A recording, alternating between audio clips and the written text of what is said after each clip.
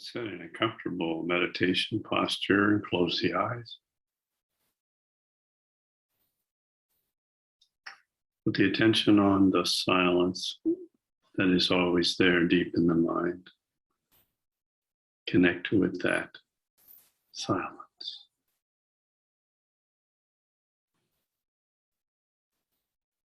Become the silence. You are the silent witness.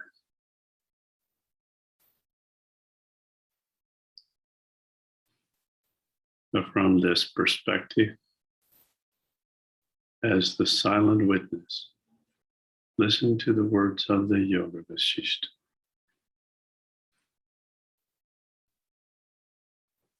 Book 4, chapter 32, continuing with verse 44.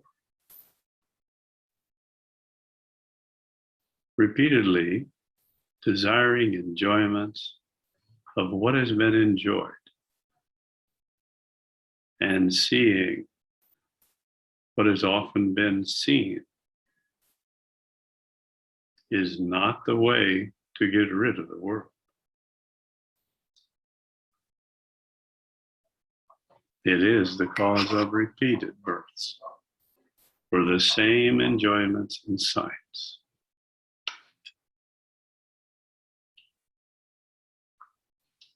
Continue to abide by the established rule of conduct and act according to the scriptures and good customs. Break off the bonds of worldly enjoyments, which are only vanities.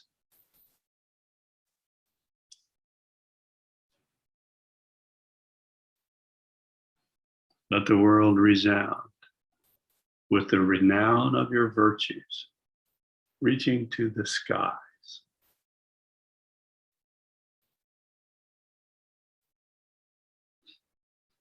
Because your fame and not the enjoyments you have enjoyed will immortalize your name.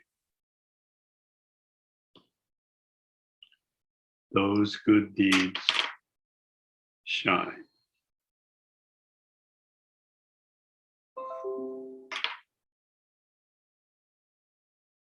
Like in moonbeams and are sung by the maidens of heaven.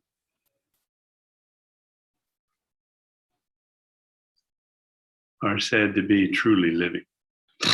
All others, unknown to fame,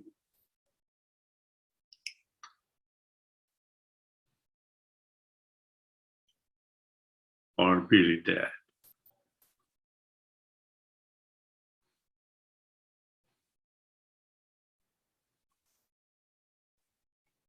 Those who aspire to their utmost perfection by their unfailing effort and acting according to the precepts of the scriptures are surely successful in their attempt.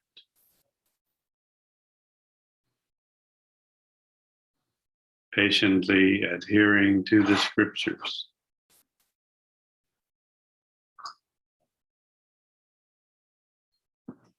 without hastening for success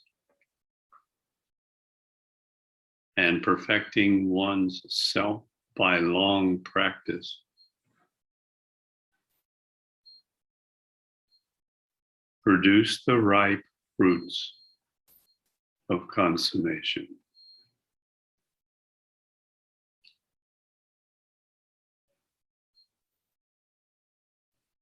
Now, Ram, renounce all your sorrow and fear.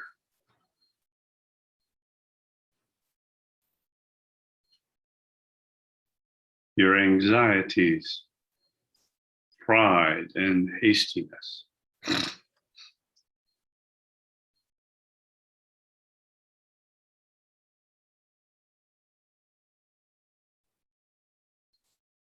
conduct yourself according to the law and scriptures, and immortalize your name.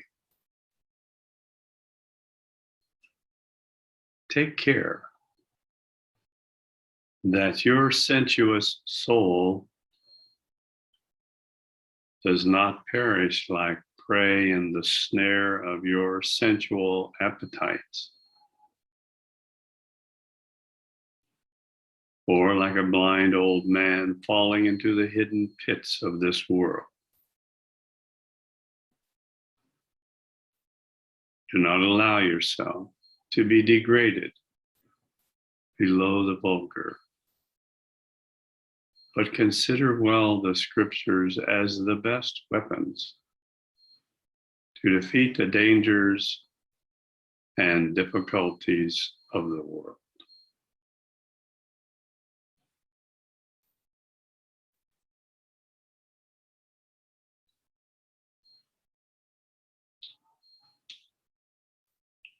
So why is Vashishta putting so much emphasis on the scriptures?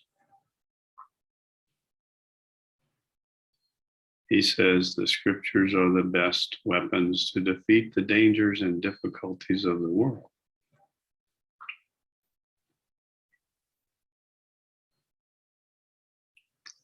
It's because the scriptures that he mentions, these scriptures are the Vedic literature, the text of the Vedic literature.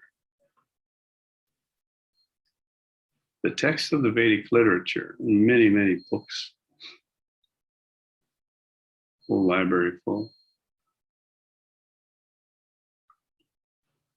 Puranas, Itihasas, Rig Veda, Gandharva Veda, Stapatya Veda, Ayurveda. All of this was recorded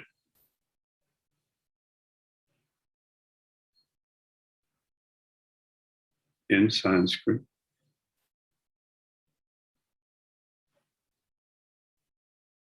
so that it could be available to the people in Kali Yuga. Prior to Kali Yuga, it wasn't necessary to have things written down. People knew all of this in their consciousness.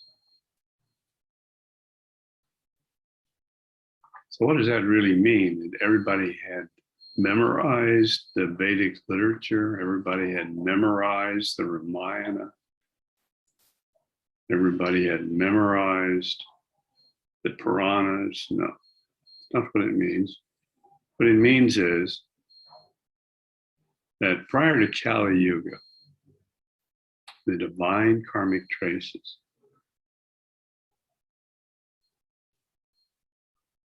were not totally hidden by the individual karmic traces of the people. Now, in Dvipara Yuga, we can gauge what the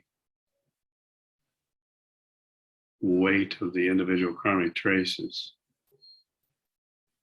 is in the population of the people by looking at some simple statistics that are given to us.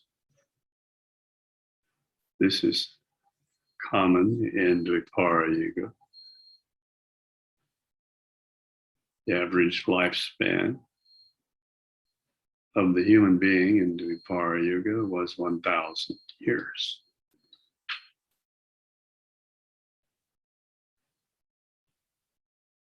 The intelligence of the average person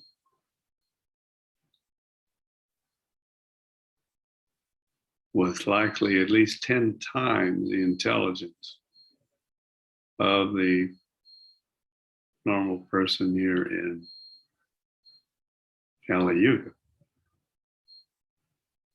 We could just extrapolate that from the fact of the age difference. The age difference recorded in various religious scriptures like the Bible. Bible talks about how various people live to well over 900 years old. In the Old Testament, at a time about 6,000 years ago, which was 1,000 years before Dvipara Yuga ended. We're pretty confident about that number.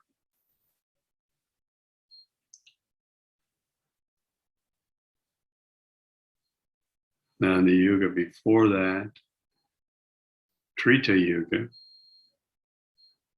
lifespan was 10,000 years. So what you're seeing is a tenfold amplification of intelligence, lifespan, godly qualities, or basically how brightly the divine karmic traces are shining through the clouds of the individual karmic traces that the population has to bear.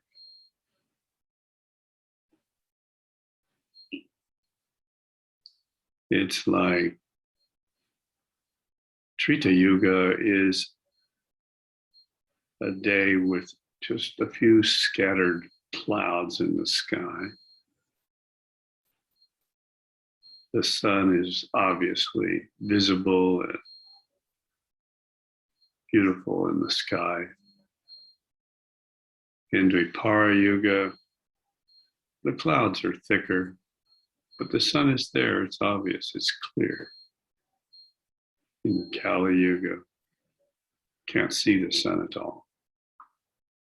Like we're living in a dark cave. Cannot perceive or see the divine karmic traces at all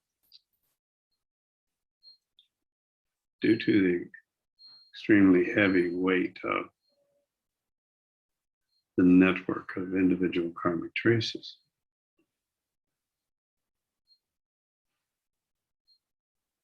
And that's a big problem for the people of Kali Yuga.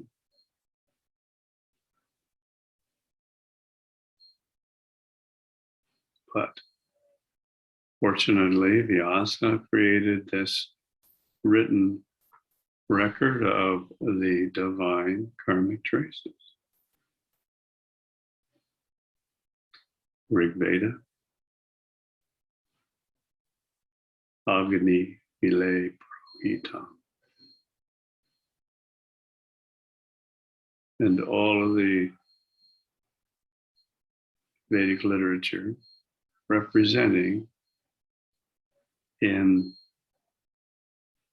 sound, frequency, vibration, as well as words and phrases and paragraphs and stories that can be understood by the very weak intelligence of the typical person in Kali Yuga. And so when we are exposed to these divine karmic traces, it's just like being exposed to the sun. What does the sun do? Well, it dries up. It fades all impurities, tends to make everything back to white again. That's what the divine karmic traces do. They balance our individual karmic traces. Obviously, because the divine karmic traces, that's the will of the divine. That's the will of God. That's the laws of nature that are the foundation of the universe. Individual karma are violations, actions that are in violation of or against or not harmonious with the will of God or the laws of nature. So exposing individual karmic traces to these incredibly beautiful frequency vibration of divine karmic traces, which are the best representation in the mind and memory of the creator of this universe, of the ultimate beautiful heaven world of Goloka. Balances the individual karmic traces. Hence, this is why we're here today. An incredible, wonderful, beautiful technique for developing higher states of consciousness. Listen to the Vedic literature while established in the silent witness.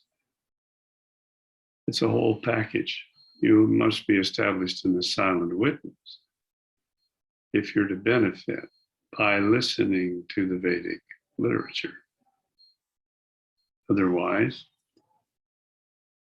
only superficial benefits will come.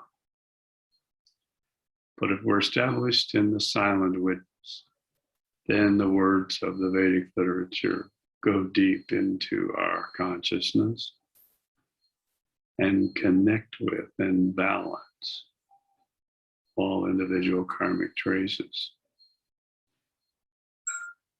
that they come into contact with. Coming into contact with means whenever we hear anything or we see something, the mind automatically begins to create a network of relationships between that which we have heard or seen and our memories. These memories are literally the individual karmic traces.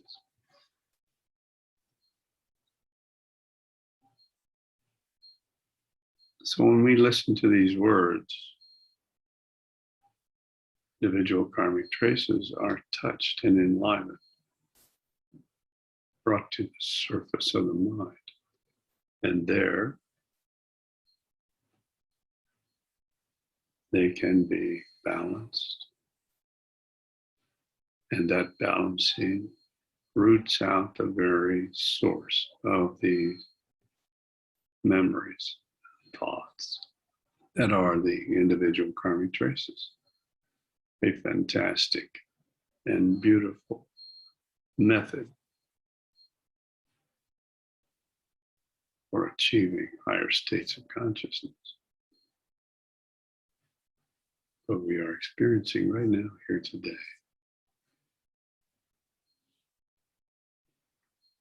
At this moment.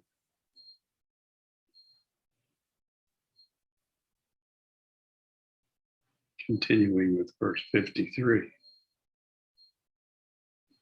Why endanger your life in the muddy pit of this world, like an elephant, falling in a pit under the keen arrows of the enemy?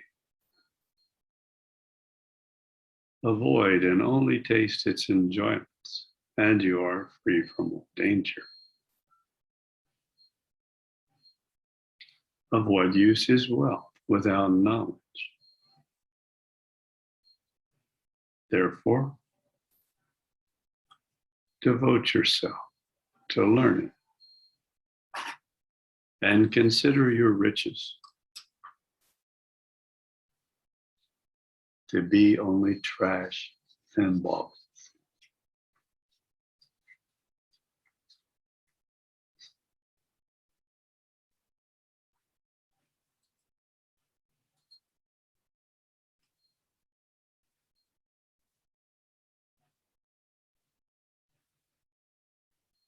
Knowledge of heretical scriptures. Heretical scriptures. This is information written by, derived by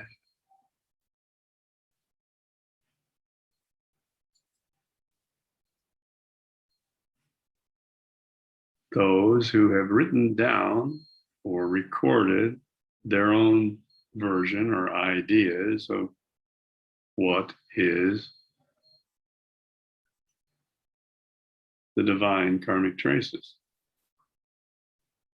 They're not even close to divine karmic traces. They are just simply records of individual karmic traces of a certain person.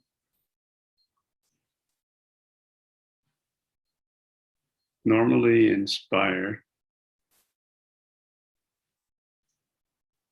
by astral entities, unenlightened human beings who have no physical body.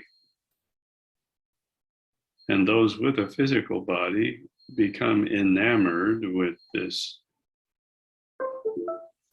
voice from heaven. These people who have no enlightenment at all, they're pure, ego-based, karmic trace-based, ripe for reincarnation, steeped in ignorance,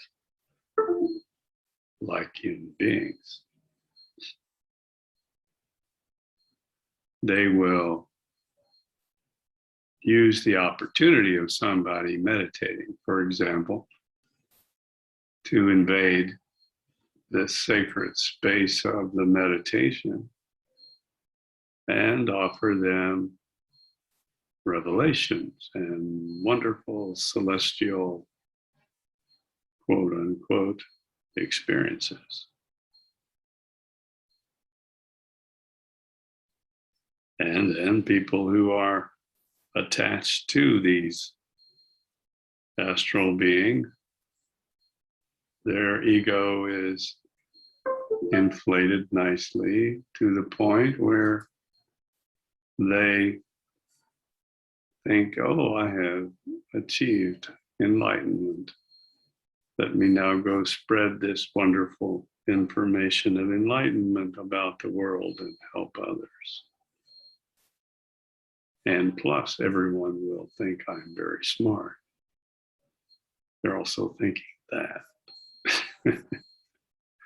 And so they create religions, they create scriptures.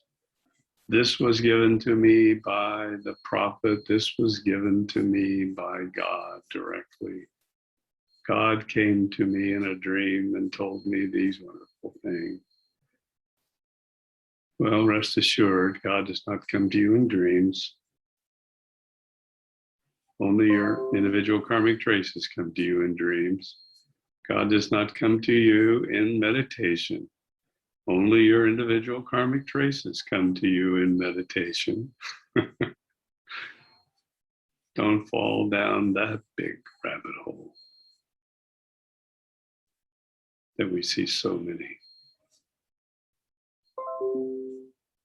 swimming in right now.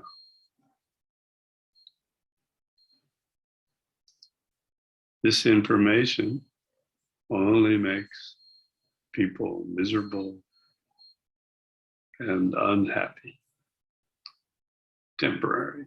They feel, oh, I've heard something beautiful, I've heard something divine, and then after a while they realize their life has not changed for the better at all.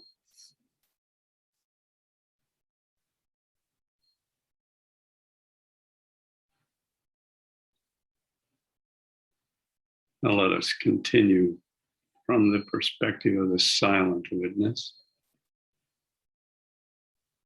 and balance all the karmic traces that have been enlivened by today's reading of the Yoga Vasishtha by employing the technique of Trimanasana, the most powerful technique of meditation,